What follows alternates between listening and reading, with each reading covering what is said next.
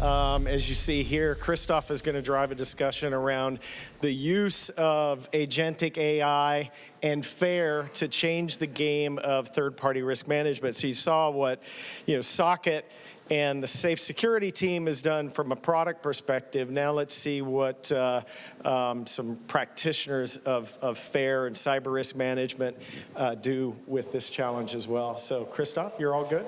Yes. All right. Thank you. I'll let you carry it away. Hello to those I've not met yet. I'm with Cirisk. We're specialized in risk management, data-driven risk management. With me today, Jimmy and Zach, and we're talking about what FAIR and GenAI do in the context of TPRM. Maybe a word of intro, Jimmy? Sure. On what you do and how long you've been doing FAIR. Yeah. So good afternoon, everybody. Jimmy Lummis. I'm with Intercontinental Hotel Group. If you haven't heard of us, you may recognize some of our brands, the Intercontinental Hotels, Kimpton, Holiday Inn Express, things like that. The journey to FAIR at IHG started probably about a year and a half ago. IHG, like many organizations, had a desire to be able to answer the same question that has been stated several times today, right? Are we secure? Why are we continuing to spend more money on security? And if we have $10, where's the best place to spend it, right? And similarly, we had the same thoughts. They decided that to try FAIR, tried it the old school way with spreadsheets and very manually, quickly realized that to scale and to do it the right way, we needed some assistance with that. Since then, we've adopted SAFE, and we've been happily plugging along, growing our cyber risk management practice, which I lead. Thank you. Yeah. How about you, Zach? Yeah, of course. Afternoon, everyone. Zach Cossairt, Integrated Risk Program Senior Manager at Equinix. As far as career-wise, I've been doing risk management, supporting decisions for about 9 years, on and off, combination of first and third-party risk in academia as a third-party consultant, and then eventually for an organization, like I said, at Equinix. The program at Equinix, about 5 years old now, so we've been doing this a while. We were a previous risk lens customer and then made the transition to SAFE. We've matured the program kind of from an ad hoc project-based approach to a more programmatic approach, and eventually with some automation, which I'll talk about later. But we're pretty, as the name implies, integrated into the business units, and we're enjoying supporting decisions for our organization. So that's where we're at today. Great. So this is FAIR, and FAIR in the context of risk and enterprise risk, first-party risk.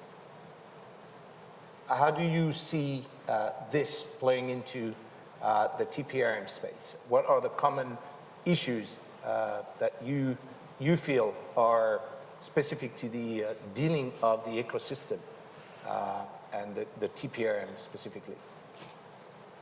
Zach, do you want to start? Sure, yeah, I'd love to. As we've kind of talked about today, we're answering the same questions.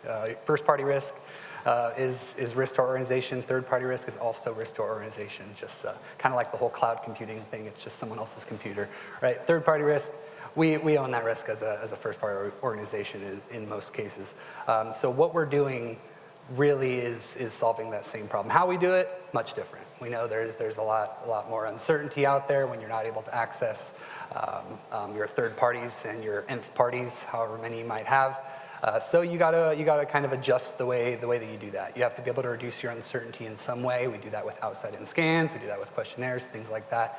But how we're doing it with FAIR is we're focusing on what matters most, right? We're asking the right questions, we're understanding the business impact, we're understanding the correct risk scenarios, the amount of business impact that exists, bringing that all together to help our stakeholders, our first line of defense, if we're talking about the 3-line of defense model, make those decisions about risk. We're acting as internal consultants to our organization, helping them answer those questions. So again, we're answering the same sort of question, we're doing it in a much different way. But in the end, we're helping our organization make better decisions about cyber risk, and just doing it with FAIR helps us give the data that they need to get that return on investment, to help us consult with different organizations. We know that third-party risk in most organizations doesn't lie with information security, so we have to work with our procurement organization, we have to work with legal, we have to work with a lot of different stakeholders, and getting on the same page about how we define risk, how we talk about risk is really, really important, and that's what FAIR does for us. So from my perspective, why not do risk in the same way, right? We all understand that, so that's what FAIR is helping us do, and we're starting small, not doing it for the entire organization or all of our vendors, but doing it for our most important vendors. So, thank you. You're touching on a couple of things that seem to be specific to TPRM, and maybe Jimmy, just like Zach, you inherited an existing TPRM program, but then there are many stakeholders involved, many more maybe, than for first party even. There's also the issue of scale. An organization like yours, how many hundreds or thousands of third-party vendors do you deal with? So how are you approaching this when it comes to using FAIR?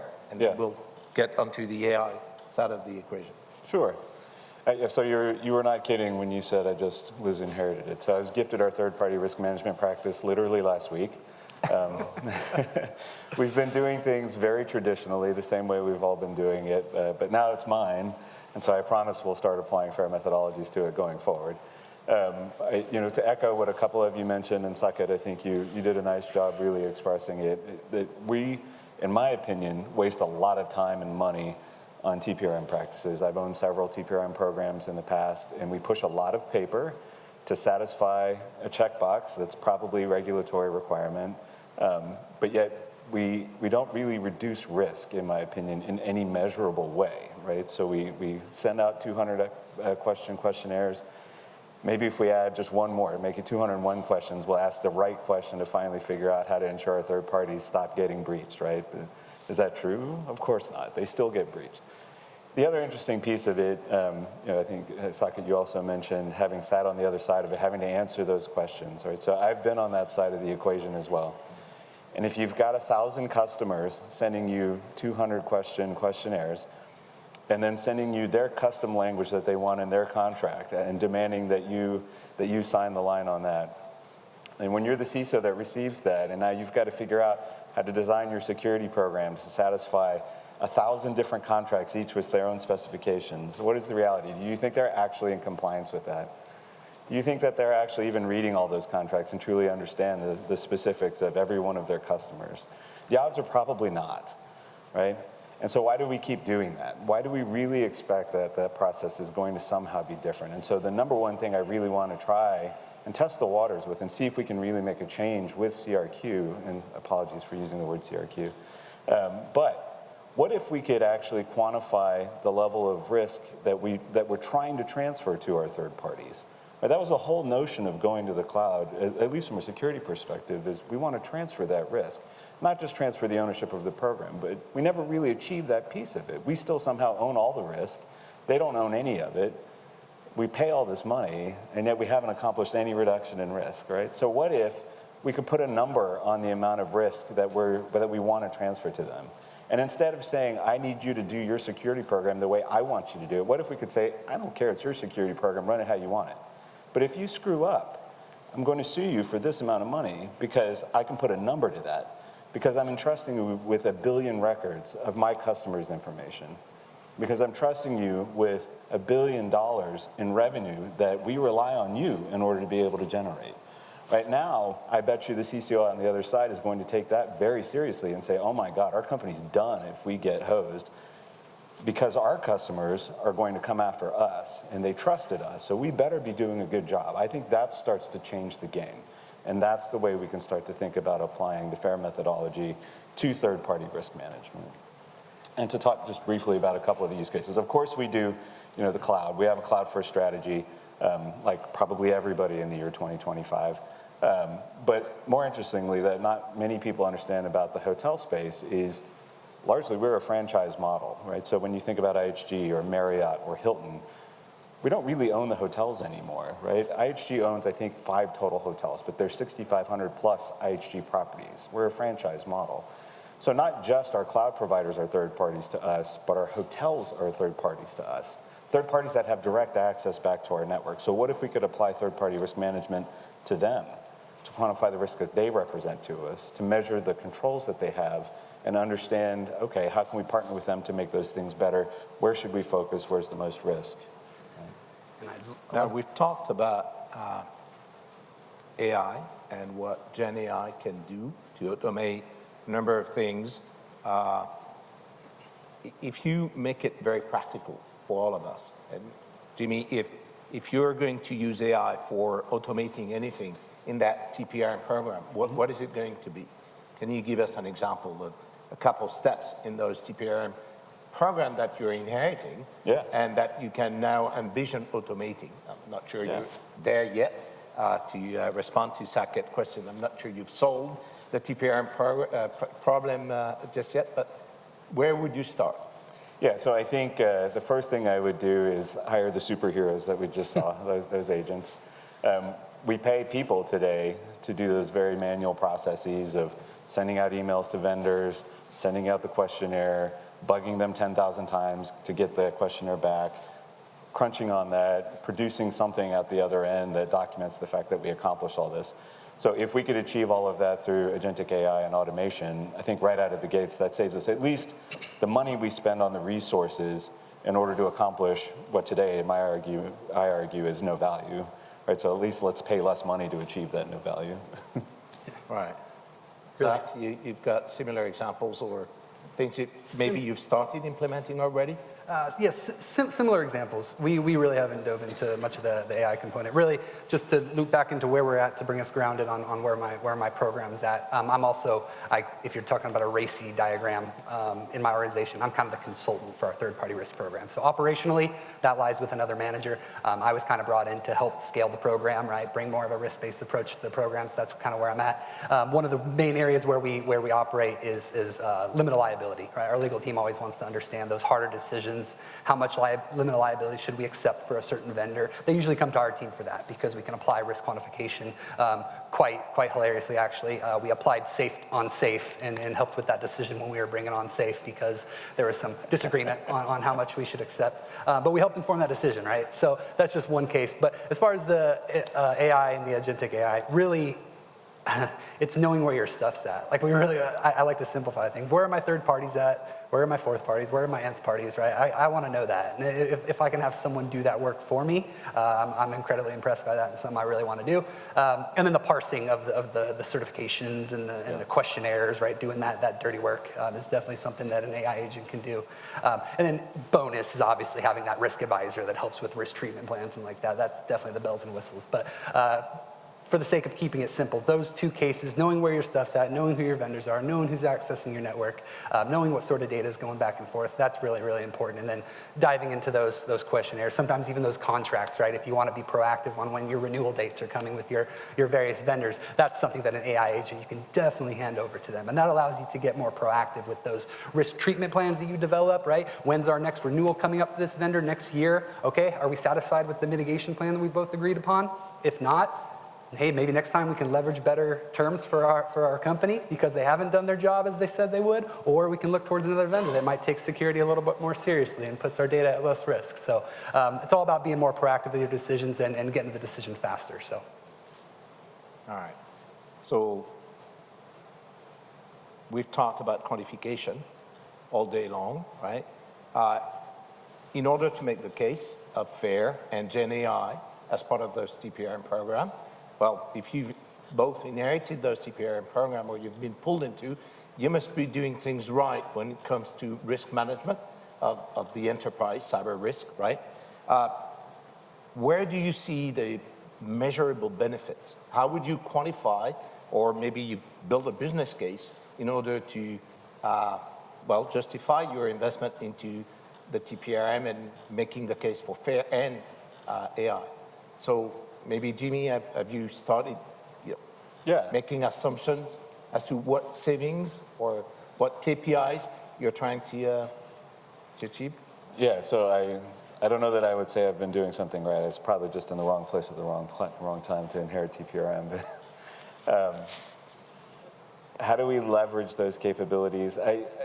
Getting back to what we were talking about earlier, I think what's most important about trying to do cyber risk management and Gen AI and all those. What are the questions we're trying to answer? What is it that we're really trying to achieve first? So we have to figure out what that is first, start with the end in mind, and then work our way backwards from there. Can we apply the same models, right? So we talked about the fact that it's first principles, right? So we should be able to do this, right? We should be able to think differently about what we've been applying to first-party risk and figure out how do we apply the model, adapt some of the inputs, and then see what comes out of the other end to try and answer those questions.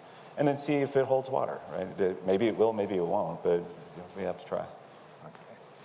How about you, Zach? Have you Definitely. started playing with numbers, savings you want to achieve, or? Absolutely, yes. Big metrics person, definitely a nerd when it comes to reaching the decision quicker. And our procurement organization, who owns our third-party risk program in general, when I kind of approach them on this, like what can it do for me? Well, we can give you time to risk insights, right?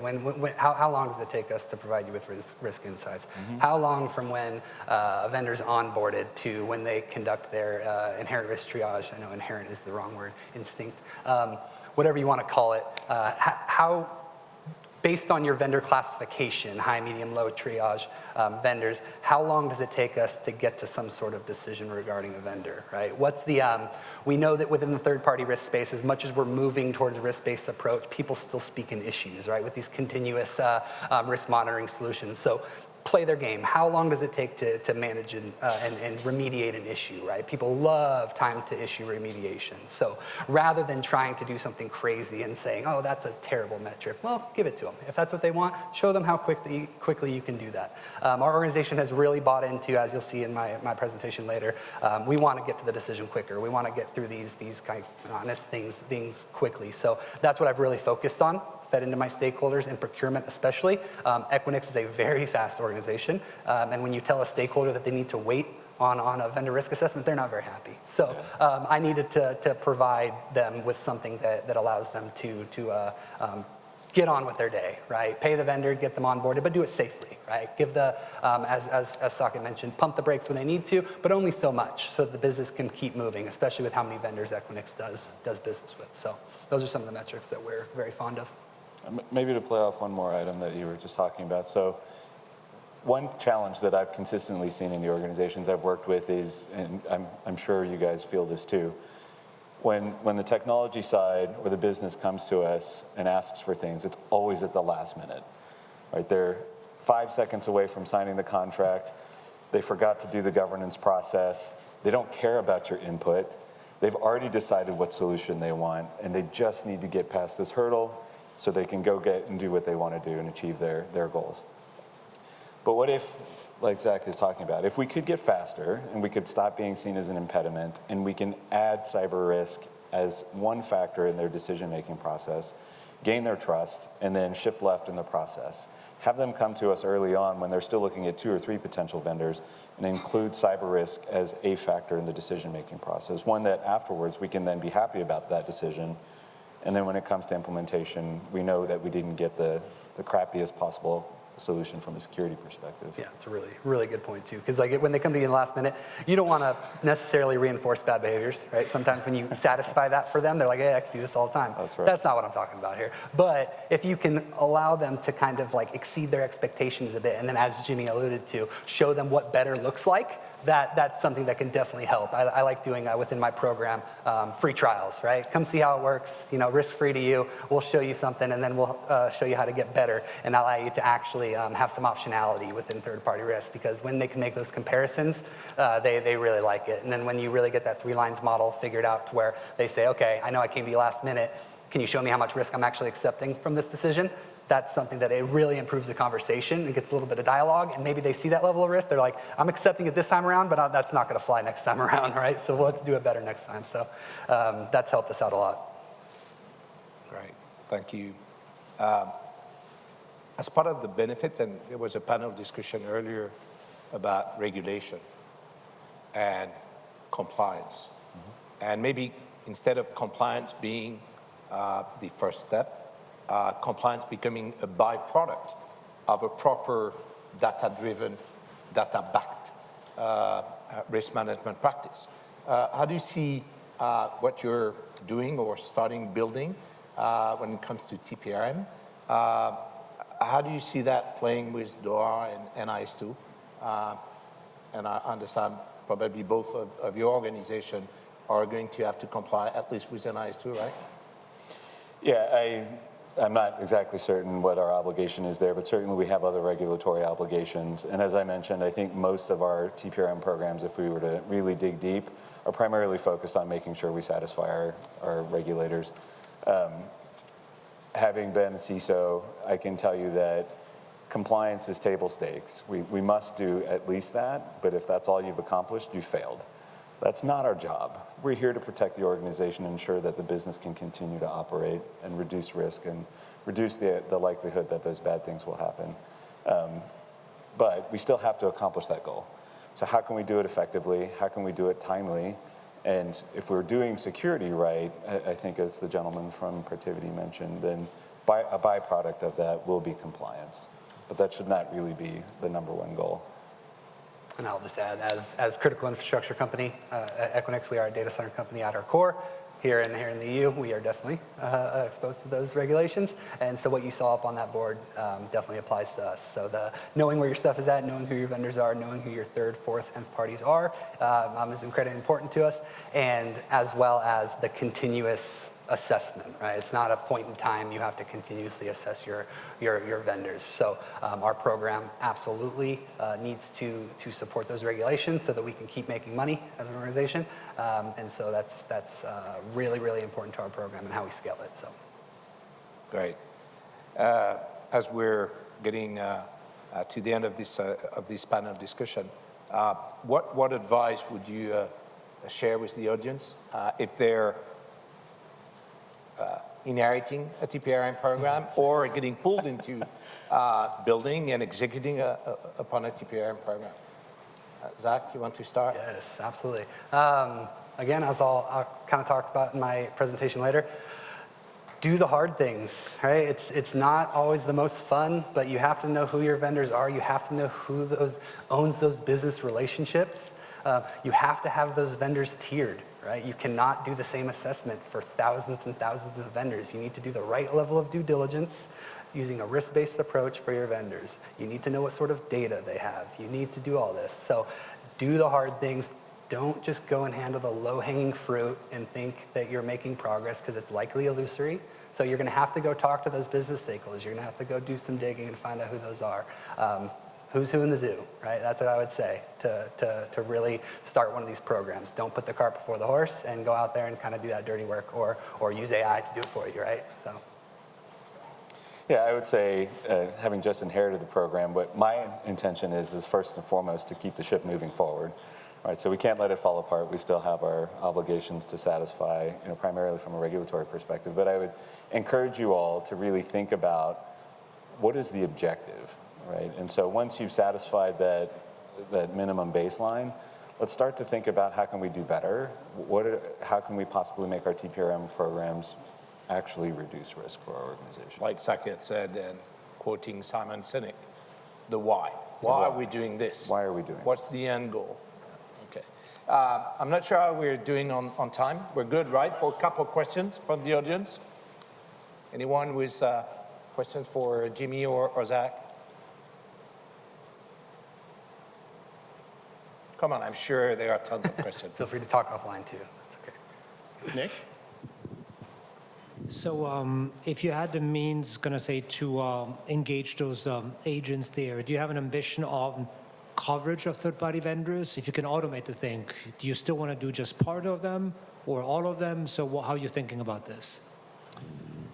I want to do exactly what I have to do to satisfy our baseline obligations and then start to figure out how can we actually reduce risk.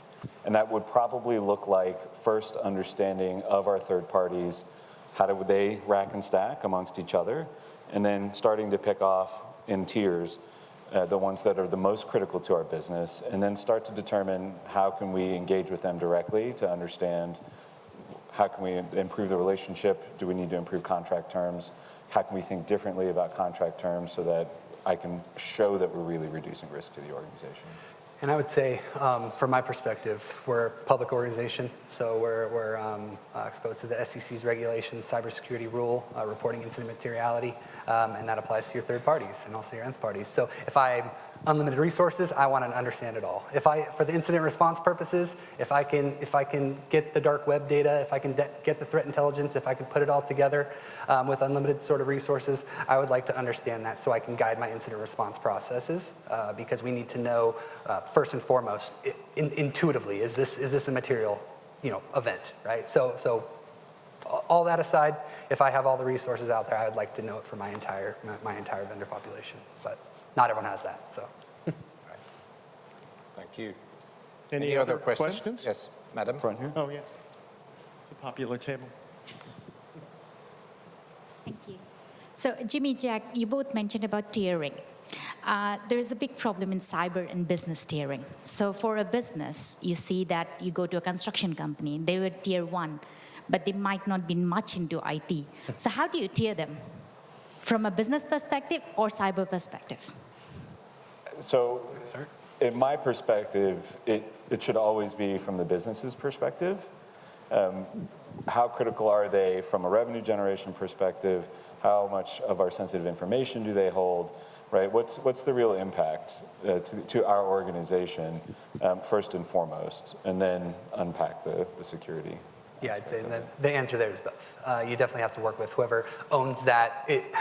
The first triage questionnaire they fill out rarely falls in information security, as you said. It's not just about us, it's about the business. So you need to include information. You need to ask questions such as, what's the ease of replacement of this vendor, right? Like what sort of data? It can be about data. It can be about business impact, criticality, ease of replacement, what sort of regulations they're exposed to. So it needs to be a little of both to bring that kind of inherent risk together so that you know what sort of due diligence or what sort of non-negotiables, right? If they touch personal data, if they access your network, they need this tier, right? You need to have both of those in there with a combination of IT, security, and business. So yeah, a little of everything. And maybe to just add a little extra flavor to what I said as well. So we just came up with a new, which is not really new, but we call it Tier 0, right? And that represents things like infrastructure, the network, Active Directory, things that don't necessarily generate revenue directly for us, but are the critical foundation that everything else resides upon. And that tends to be where you flip, right? And it's more from the security perspective. So like Zach is saying, it's probably both. Right. All right. We Thank got you. one last question from Yes. way back here from Pierre. Here. Yeah, thank you. How would you address the situation where a third party would tell you, like, the specific risk scenario, the amount of risk which you have identified on my service is there because I provide a capability no one else on the market can provide? How would you integrate this into the assessment that you do for your business? So I'm going to restate because it had a little bit of difficulty. So I think you're saying you might have done the security aspects of the assessment, but it's a vendor that provides a critical capability that no one else provides. Is that correct? It's like, let's say there is an RFP. There are 3 candidates. First and second, same exposure, same risk scenarios, same everything. The third one has a much more important risk exposure, all right? But the capability he's providing is better from a business perspective. Yeah. Then when would it lie in the model? How would you present it? From which perspective? How would you make this call then, or at least present it to the business? Yeah, so I think that might actually live outside of cyber risk management, but that's where cyber risk is one factor that adds to the overall decision-making process, right? So cyber doesn't get to exclusively drive the decision that the business makes, but we tell them, hey, this is what it is. This is the amount of inherent risk that they have. These are the issues that we see. This is essentially what you're accepting if you take it at face value. They then get to decide, okay, is it worth it to accept this given that this is the best vendor and the best solution we can buy? Or in some instances, it's the only vendor, right? So I also come from healthcare previously, and in many cases, medical devices, there's a single provider, and it's a critical piece of technology that if you don't have it, your people will die, right? And so we can add all of the cyber risk we want, and at the end of the day, the surgeon's still going to tell you, we're getting it anyways, figure out how to secure it, right? And that's the right answer, right? And so sometimes it's, okay, we're going to accept the risk.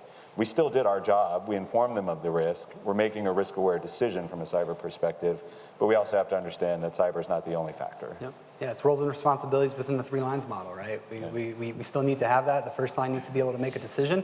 Cyber risk is only one piece of the puzzle.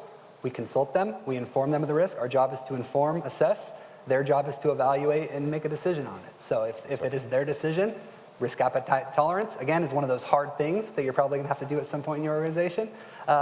We need to have that in place so that they can make an informed decision. We're supporting decisions, as Saket said, and everyone has said, and we need to do our best in our due diligence to provide them with that information so they can make the best choice.